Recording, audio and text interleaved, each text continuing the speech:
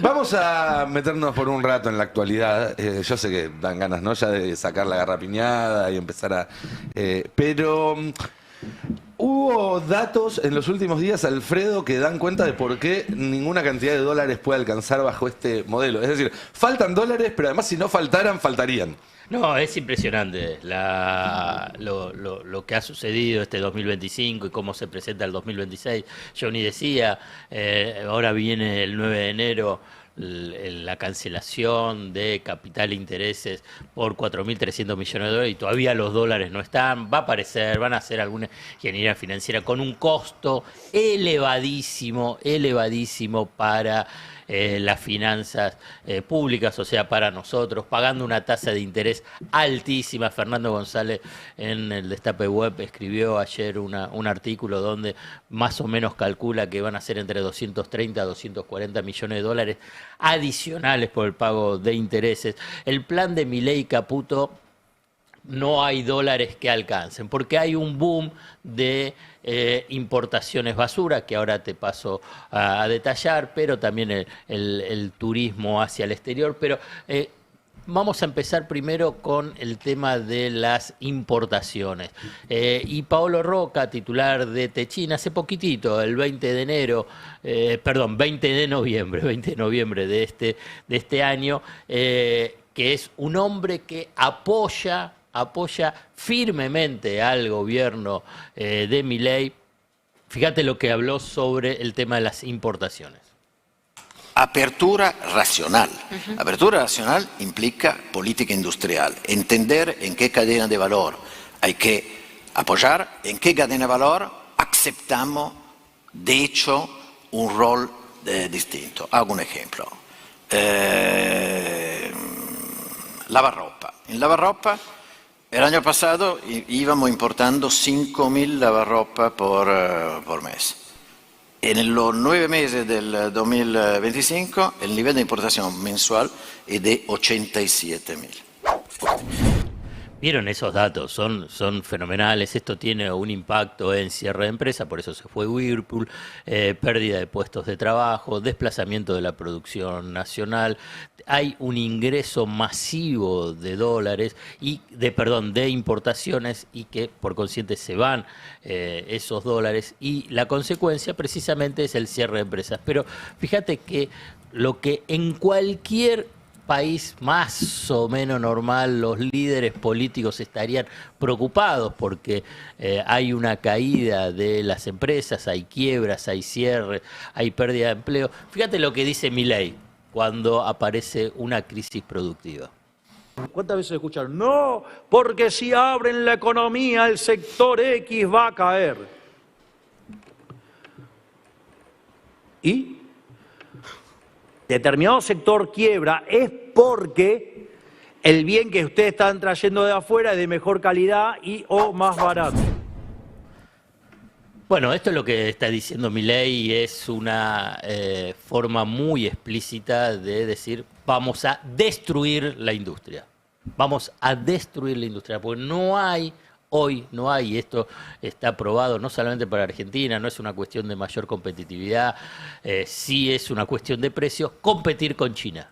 No hay. Hoy China tiene casi el 40% de la producción manufacturera global, y lo hace en escala, y por consiguiente tiene la posibilidad de ingresar a los mercados a precios dumping, o sea, incluso por debajo del precio que venden en su mercado interno. Por eso los países, Europa, Estados Unidos, el resto de otros países latinoamericanos, fundamentalmente Brasil, que tiene una industria, las protege precisamente de ese ingreso de productos chinos. Hasta lo dice Paolo Roca. Yo quiero ver si Paolo Roca tiene que cerrar la rama siderúrgica, si también Milei le va a decir, y bueno, vos no sos competitivo y tenés que cerrar. Pero escuchemos a Daniel Steiger, que es un especialista en industria, en la economía real, hablando sobre la apertura económica. La economía argentina es verdad que es una partida de niveles muy cerrados y requiere procesos de apertura. Ahora, la apertura vos la podés hacer con paracaídas o sin paracaídas. ¿Qué quiere decir una apertura con paracaídas? Una apertura donde te preocupás por darle competitividad a las industrias para que no cierren tantas, para que tengan oxígeno, bajando impuestos, con un tipo de cambio más razonable. Yo quiero hacer una referencia respecto a cuando se habla de que la Argentina no es tan abierta como otros países. Hay un informe de ABCEP donde dice precisamente en este ranking de apertura comercial que Chile, México, Colombia, Uruguay y Paraguay exhiben ratios de importaciones que oscilan entre un 20 y un 45% del Producto Interno Bruto. O sea que la cantidad de productos importados que ingresan a su economía tiene esa proporción respecto al Producto Interno Bruto. En Argentina es del 12 al 18%, el 18% son los momentos de mayor apertura, lo que habla de que por lo menos tenés una apertura comercial más reducida que el resto de América Latina. Lo que pasa es que acá vienen algunos rasgos distintivos de la Argentina que paso a detallar para hacer un análisis más riguroso, que no es lo mismo la Argentina que México, Paraguay, Colombia, Chile y Uruguay. Por ejemplo, Argentina tiene escasez de dólares, esto es evidente. Es una economía bimonetaria y además tiene un elevado nivel de endeudamiento en dólares y tiene un régimen cambiario que uno lo puede definir de atraso cambiario, que fomenta el turismo al exterior. Y entonces no hay dólares que alcancen. Entonces el tema de la apertura es que tenés que pensarla en función a la particularidad de la Argentina y por consiguiente la necesidad de administrar precisamente el comercio exterior y también administrar la disponibilidad de divisa. Porque si no, tarde o temprano te lleva a una crisis de proporciones. Y esto es lo que uno observa, pero semana a semana, qué es lo que está pasando en la economía argentina. Hoy salió Sturzenegger, podemos buscarlo el tuit, es de ahora, de hace un ratito, a decir que los que veranean en el exterior son héroes. Brillante. Así como antes Héroes de la producción, antes peor. los evasores eran héroes, ahora los que veranean en el exterior son héroes de la producción. Es una provocación. No, para nada, no es Digamos, una pregunta Sturzenegger genuina. tiene la soberbia del ignorante y que la expresa y que tiene credenciales para mostrar que son sus papers y todo ese entramado de la academia ortodoxa, pero después la verdad es, no sé si es de un provocador o precisamente la soberbia de la ignorancia que la expresa con una tranquilidad y precisamente con una soberbia impactante. La cuestión es que no hay dólares que alcance. Vos fíjate, ¿cómo fue este 2025? Y ayer, hoy, mejor dicho, bien temprano a la mañana, el complejo agroexportador dio un balance del 2025. ¿Vos sabés cuántos dólares adicionales respecto al 2024 aportó el complejo agroexportador? Un 25% más. El complejo petrolero gasífico exportador fue superavitario en 7.000 millones de dólares. Pese a todo, solamente dos variables, después hay otras, como la del Fondo Monetario Internacional, el salvataje de Estados Unidos, el adelanto de exportaciones por parte del complejo agroexportador. Bueno, pese a todo eso, no acumula dólares y tiene problemas para poder pagar la deuda. Digamos, cuando vos haces esa evaluación del 2025, lo que te marca es que este plan de Caputo y Milei lo que tiene es un horizonte de inestabilidad cambiaria. Inestabilidad cambiaria lo que te lleva es inestabilidad financiera y por consiguiente a el riesgo de una crisis económica generalizada. Esto es el punto central. Y después tenés lo de las importaciones. Las importaciones, el dato también a partir de un estudio que ayer también difundió ABCEP, es que en perspectiva histórica este año va a cerrar con volúmenes récord de importaciones, superando un 3,1% al máximo del 2017 que fue con Macri y triplicando el promedio de la década del 90. ¿Se acuerdan de la década del 90 que todos decían, bueno, la apertura económica de Menem, Cavallo? Bueno, hoy estás tres veces más respecto a los 90 a nivel de importaciones. Si bien es cierto, cuando vos comparás 90, ves que pasaron casi 35 años, hay otro tipo de economía, una economía más grande respecto a la de los 90. Pero, ¿cuál es el rasgo distintivo con respecto a las importaciones? Porque el tema de la apertura comercial, las importaciones, digamos, no es de por sí mal. El tema es qué es lo que importás, qué es lo que traes del exterior. Y qué es lo que se vio durante este 2025, es que las importaciones de bienes intermedios crecieron solo un 6,6%, accesorios para bienes de capital un 17%, las de los vehículos se duplicaron un 100%, pero los bienes de consumo crecieron casi un 60%. Esto marca una diferencia respecto a lo que yo te mencionaba de Macri y de la década del 90. Ahora lo que se está viniendo son indumentarias, artículos del hogar, marroquinería, autos importados, electrónica importada. Bueno, esto es lo que hace es que te desplaza por un lado la producción nacional y empleo, pero a lo que se agrega también con la diferenciación de los otros procesos de apertura, que son el puerta a puerta, el courier, el Shein, el Temu, Amazon. Bueno, eso está creciendo en forma exponencial. En este año casi 800 millones de dólares, 300% respecto al año anterior. Y esto cuando se aceita es una dinámica, es un aprendizaje que tiene la sociedad. Bueno, empieza al principio, ¿y qué te parece? ¿Y si traemos de Shein o te traemos? Y tengo miedo, no sé cómo se hace. Bueno, cuando si fluye y no tenés ningún tipo de regulación, que quiero decir que hay regulaciones en México, Estados Unidos y Francia, respecto de los que tengo registro y debe haber de otros países, respecto a qué hacer con Shein, Temu y Amazon. No es que todos dicen, bueno, no importa, porque lo que hoy consumís, la economía te lo cobra, la estabilidad macroeconómica te lo cobra mañana.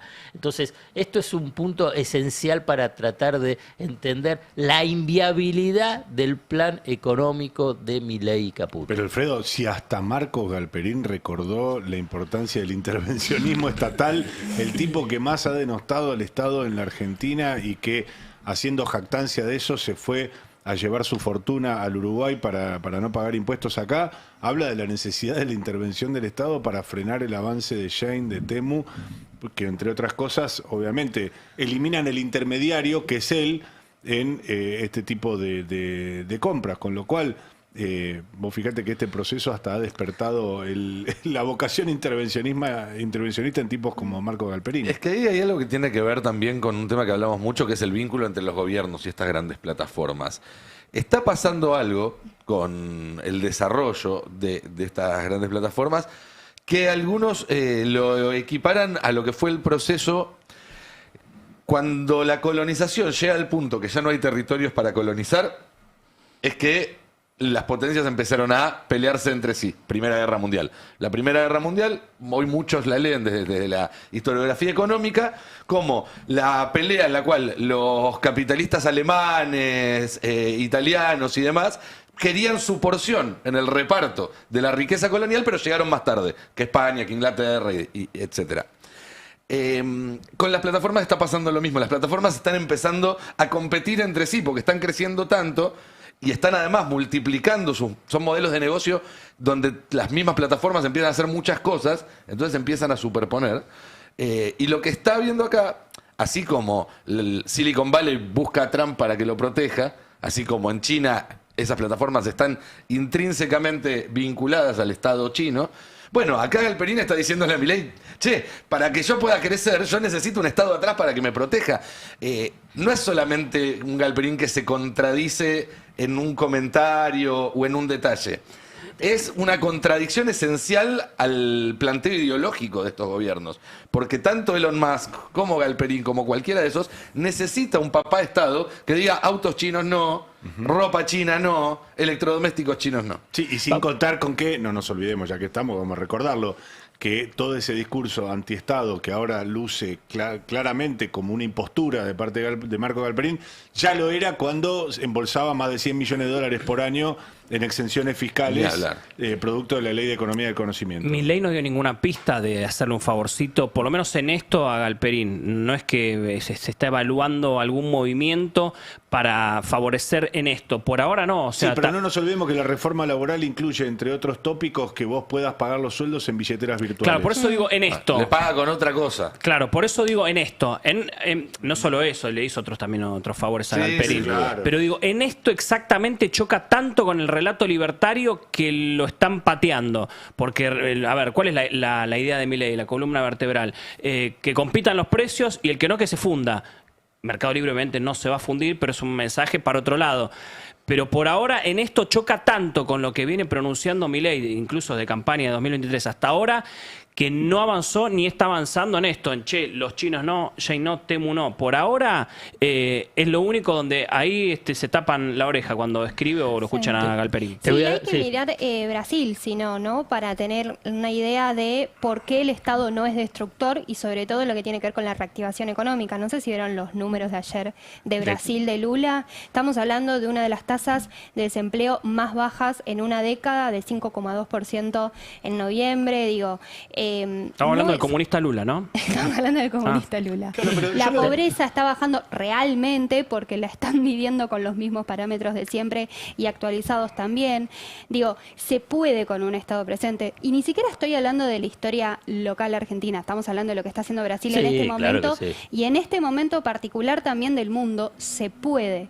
Ahora, yo lo que quiero preguntar a los que saben, a los especialistas, porque hay algo tan elemental y que parece que permea, que es el discurso de Milei entre sus votantes. Esta tontería, perdón que lo diga de esa manera, pero me someto a la evaluación de mis compañeros, esta tontería de Milei de... se funde un sector, bueno, evidentemente tu sector no tenía las condiciones de competitividad, como dijo hace un rato. Ahora, mi pregunta sobre esa tontería es...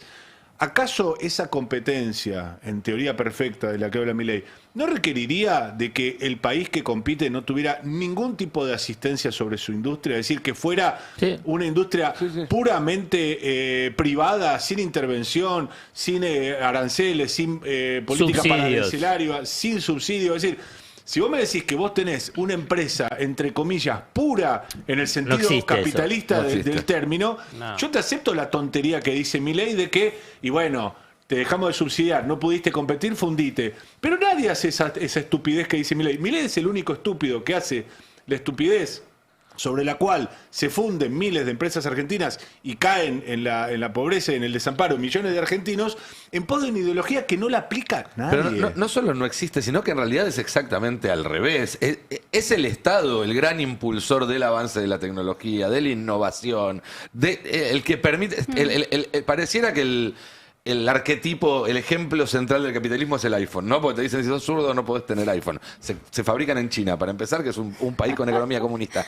Pero además, hay un libro extraordinario de Mariana Mazzucato que se llama El Estado Emprendedor, una economista italoamericana, que básicamente explica que no habría iPhone si no hubiera estado el Estado norteamericano durante décadas y décadas financiando no solamente a Apple, sino un montón de empresas que se quedaron por el camino y que no llegaron a ser Apple, porque esa es la manera en la cual desarrollan su industria militar, desarrollan su industria de comunicaciones, desarrollan todas esas industrias que hoy desarrollan los países que quieren dar una lucha por definir cómo se maneja el mundo. China, la India, Estados Unidos, Ahora, la Unión vos fíjate Europea. que en la prédica del gobierno y en la prédica libertaria en general, que está tan alineado con esta idea loquita de Javier Milei, siempre está la noción de que el Estado no tiene que invertir, no tiene que hacer nada, solamente puede impulsar aquella investigación que esté asociada a resultado, ¿no? Aquella investigación.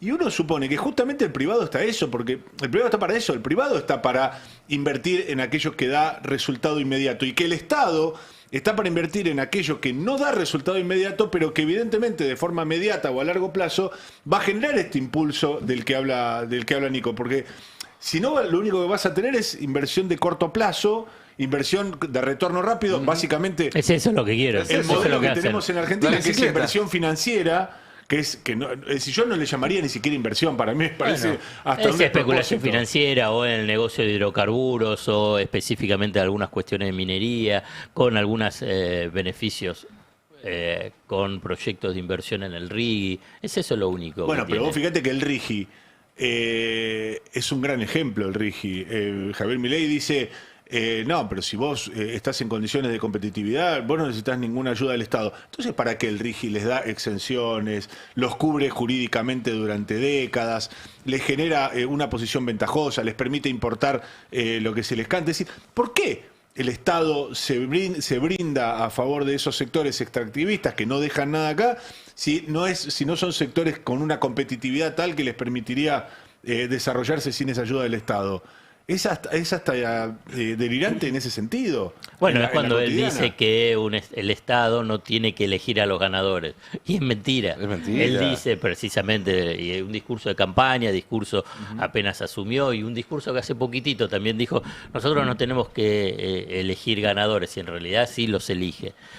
Tiene esa contradicción, pero bueno, es parte de la contradicción de cómo construye la base de la hegemonía de poder económico para tratar de sostener al vehículo que le permite a estos sectores privilegiados tener esas ganancias fabulosas. Y esto se ve, acaba de salir también una resolución vinculado al sector energético que todavía liberaliza muchísimo más el funcionamiento del sector e incluso vinculado con el tema de las tarifas, que en el 2026 te digo que va a estar bastante saladito todo vinculado con el tema de las tarifas, tanto para las industrias, para el comercio y para los hogares. Pero dejame un bonus track, Sí. me dejás un bonus track Sí, que claro, es el por tema del supuesto.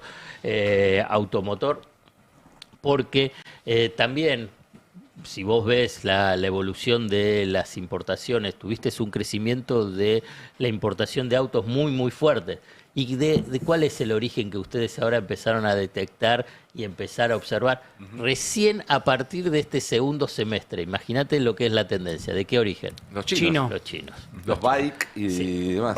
Varias marcas. Que en Varias Brasil marcas. ya está muy instalado, muy instalado. Está Uruguay, Claro. Chile, digamos. Pero en Brasil, vos fijate, le dijeron, pon una planta. Claro. Y va a haber una planta de vid o bite, no sé cómo Sí. pronunciar, en Brasil. Bueno, entonces eso es una tendencia muy, muy fuerte del desplazamiento de la producción nacional. Si vos tenés que encontrar desde la década del 60 a la fecha, podemos decir también de la década del 50, un sector industrial emblemático de la Argentina es el automotor. Sí, claro. ¿no? Bueno, ¿y quién se beneficia, entre otros, de esa dinámica, Alfredo, en la Argentina? Recién, ¿quién se beneficia? Guillermo Dietrich, que Claro. acaba de establecer Tiene. un canal de importación sobre los vehículos de origen asiático. BID, Vos tiene. fíjate, lo que hace es espectacular, ¿no? Si lo planteáramos sencillamente, vos podés decir que el tipo integra un gobierno que prepara ese terreno, que no logra ponerlo en marcha como fue el macrismo, pero que después, una vez que llega al gobierno, Milei perfecciona, si se quiere, esa dinámica y le permite a tipos como Guillermo Dietrich armar su canal de importación en lugar de, podría haber promovido o impulsado la instalación de una planta Bueno, productiva. Se beneficia de la importación. Una parábola interesante es, vos mencionaste a Dietrich. Que casi es ministro de Transporte de este gobierno también, Dietrich. Sí, claro. Macri Todo lo el tiempo quería ahí. mencionado como uno de los hombres de Macri a internarse en Exacto. el gabinete de Milei. Te voy a nombrar otro empresario, Manuel Antelo. Sí, claro. Manuel Antelo en la década del 80 y fundamentalmente en los 90 era dueño de una empresa que fabricaba autos en Argentina. ¿Qué autos? Renault. Después la vendió, hay toda una historia alrededor de Antelo y de la empresa, operaciones no muy transparentes, incluyendo la subsidiaria de Uruguay, pero no importa. Y después se transforma en vendedor de autos usados, el Car One, ¿se acuerdan? Sí, Car uf, One, claro. también estaba. Pero después también me parece que lo vendió, cambió, qué sé yo. Y ahora sale, y vos fíjate lo que menciona, porque uno dice, bueno, pero entonces el empresario, ¿qué hace? Bueno, muchos se reconvierten en importadores. Pero además, dice, bueno, si se tienen que caer las empresas o se caen sectores, vamos a escucharlo. Los empresarios argentinos son parte del problema. Lo tenemos que decir claramente. No te digo todo, por supuesto que no. Hay empresarios que están acostumbrados a competir. Evidentemente hay empresas que van a desaparecer, pero lo importante es que hay otras nuevas que van a entrar. Entonces hacen un escándalo porque una empresa de electrodomésticos echó 220 personas, que era una cosa que no tenía ninguna lógica. Echaron 220 personas, pero no piensan en todos los empleos que se están creando y que se van a crear. Es decir, obviamente los empresarios argentinos van a tener que competir. Lo ve con la prisma de Uruguay, digamos, porque no es que están viniendo nuevas empresas, están yendo nuevas empresas, pero no están creando empleos de eso, ¿no? Claro, pero ponele que haya nuevas empresas. Lo que hay son nuevas razones sociales, lo que hay son nuevos canales de venta en todo caso.